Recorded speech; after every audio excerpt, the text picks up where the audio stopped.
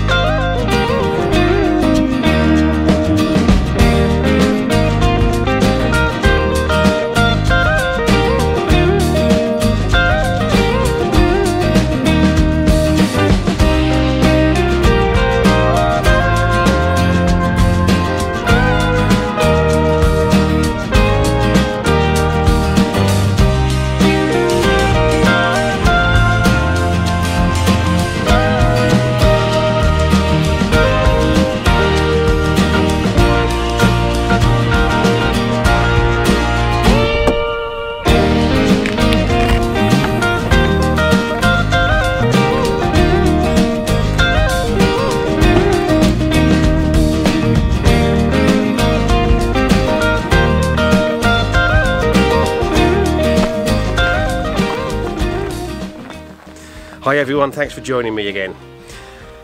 Today I've come out up to the local mountain to shoot some landscape photography using the Tamron 150-600 lens. Now, I came up here in the summer with this lens to try and do some landscape photography with this. I wanted to see what I could do with this at sort of 400, 500, 600 millimeters, what kind of different images I could get. What actually happened on that day was that I got completely distracted because the moon came up behind the mountain ridges, and I got completely distracted by that, taking photos of basically the moon over the top of the mountain. And I'm glad I did, because I really like, in particular, one of the shots that I got there. But what it meant was, by the time I'd done that, I'd kind of lost the opportunity and lost the light to do any of the other shots that I'd been kind of thinking of doing. And it's taken me quite a while to try this experiment again, not least of which because this thing is heavy. It's quite a bit heavier than my 70-200, and to be honest, if I bring this one out I have to leave the 70-200 at home. I just can't cope with the weight of everything. It's also fair to say that there's some challenges with shooting with a lens as long as this. If you go all the way out to 600 millimeters on this, the slightest bit of vibration, and it need only be just a tiny little bit of wind hitting the tripod or hitting the lens, can blur the image. So you've got to be really careful and really check to make sure that the images are sharp before you move on. It can also be a challenge to focus with this, because as soon as you reach around and touch the focus ring, that view that you're seeing in the live view screen, it gets all shaky. So it can be really tricky to work out whether or not you've got the scene in focus. The other thing you have to think about is at 600 millimeters, the depth of field on this is remarkably small. When I shot those images of the moon over the mountain ridge, I had to focus stack, because the only way I could get the ridge, which was, I don't know, a kilometre away, I don't know, maybe something like that, certainly at least half a kilometre, but the only way I could get the ridge and the moon both in focus was to focus stack. So I did one image on the moon, one image on the ridge, and then focus stack them. So it creates some interesting possibilities, but it's not without those challenges. I have another slight challenge with this in that I don't have any filters that fit this, or actually, more accurately, I don't have an adapter ring for my filter system that fits this. And that means I can't use a circular polarizer, I can't use an ND filter, I can't use an ND grad. ND grad is not a problem, I can always bracket exposures, but obviously circular polarizers and ND filters, it's really difficult to replicate that any other way. And whilst I keep thinking that maybe I will get an adapter ring for it, because it's quite large, the adapter rings aren't cheap, and to be honest, unless I'm going to use it for landscape photography, then what's the point in spending the money on the adapter ring? So this is partly an experiment to see whether I want to consider spending the money on the adapter ring at some point in the future. So what about those possibilities? Well, obviously you can photograph things a lot further away and have them bigger in the frame. Of course, if things are a long way off, there's a lot more air, atmosphere, between the lens and the subject, and the chances of getting a sharp image actually drop because of the atmospherics. It also gives us the opportunity to shoot close in detail parts of the scene that would be impossible to do, say, at 200mm, because you just can't get in close enough to shoot those details. And it also means that we can kind of reach through obstructions like gaps between trees. We can use the long focal length to reach through and shoot scenes that would otherwise be obscured. It's 4:15, sunset is I think just before 6, so we've got an hour and 3/4, but as always, I know I say it every time I come up here, we've got mountains over to the west, so we will lose the light on the scene long before actual sunset. So I've probably got an hour and a bit to try and find my compositions.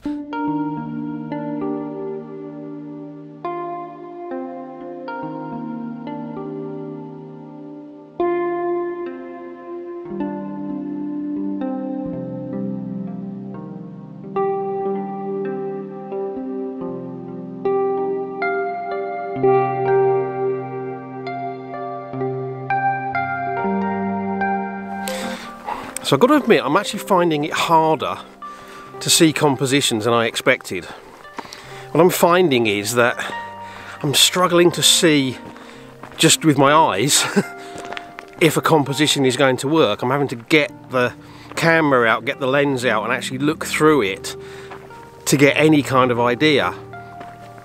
Whereas normally, if I'm shooting, you know, 16 to 35, 70 to 200, I can normally work out how a scene might be composed just from looking at it, and I only then use the lens on the camera to fine-tune it, or to just confirm that it's going to work.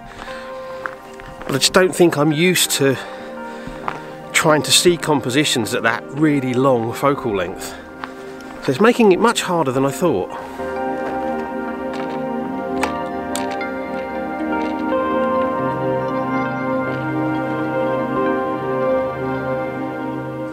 So I found one shot that I think might work, way up on the side of the mountain, way up there. There's a tree just sticking up off the ridge. A little bit of cloud going past. 600mm, no filters because I haven't got any that fit. F11, 1/125th of a second at ISO 64. We'll see. It's a detail shot, it might be interesting.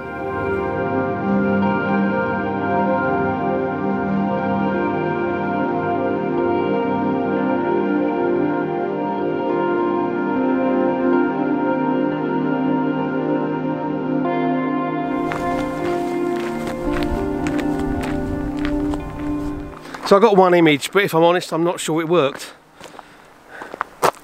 I'm not 100% sure that it's completely sharp.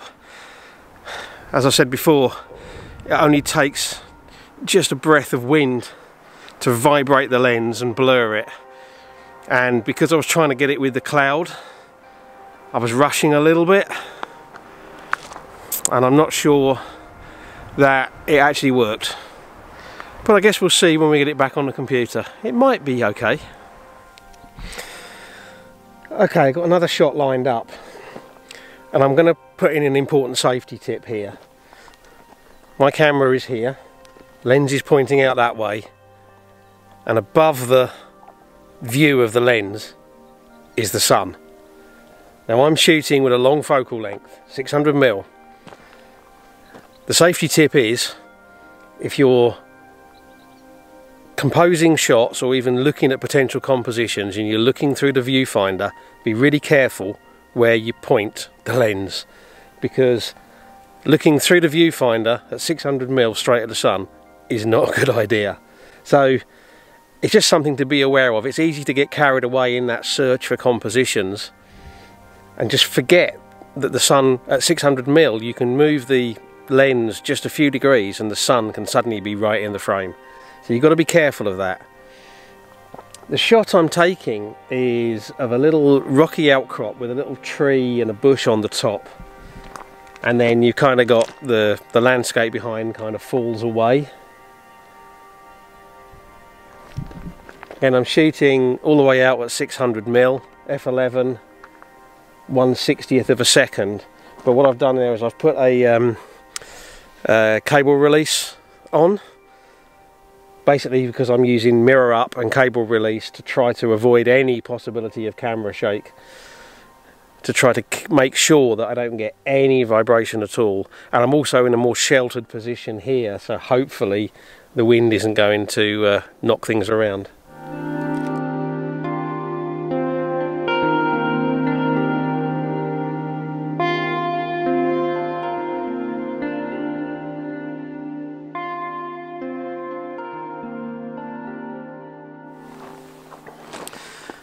Okay, so I've set another shot up.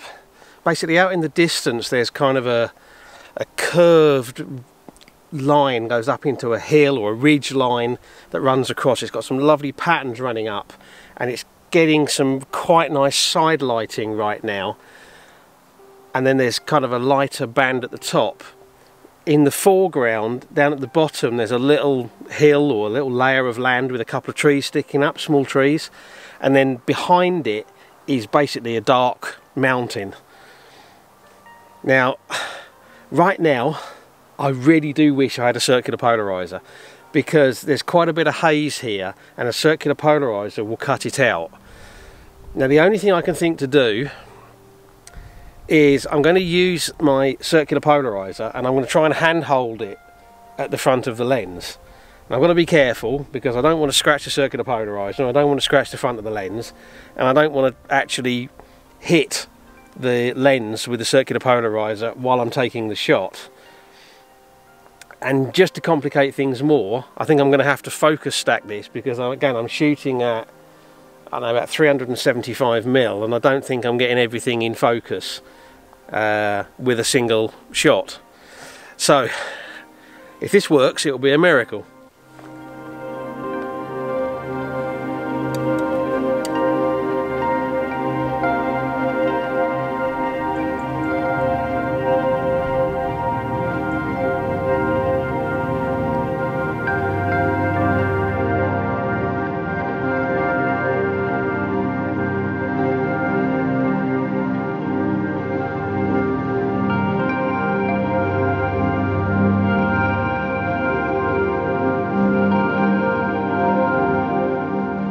Okay, today is very definitely a day for experiments, and at the moment the sun is just starting to creep down. It's almost going behind the distant mountains, so I've kind of got a rough composition dialed in with the sun in the frame, and I did it very carefully using the live view screen rather than the viewfinder, and then I'm going to refine that as the sun just starts to drop behind the mountains. This is going to be a really simple image with the shape of the mountains and then the sun. And what I'm going to try to do is very quickly shoot two exposures. They're going to be massively different. One of them is going to be just enough to pick out the tiniest detail in the mountains. And then I'm very quickly going to take the aperture probably as small as I can get it, and then take the exposure time down, because I want to see if I can actually get detail in the sun. I don't know, it might work. It's worth a try. Nothing ventured. Okay, the sun is just starting to creep down now.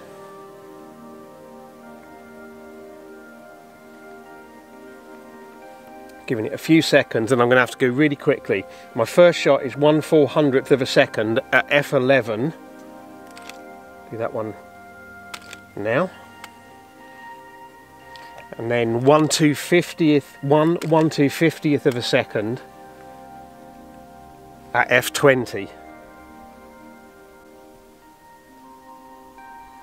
I have no idea if that's going to work or not, but it's worth a go.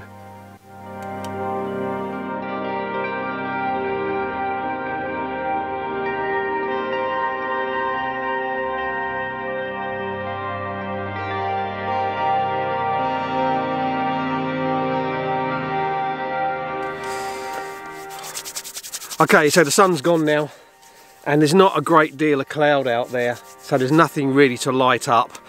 Plus, now that the sun's gone, it's suddenly got really cold.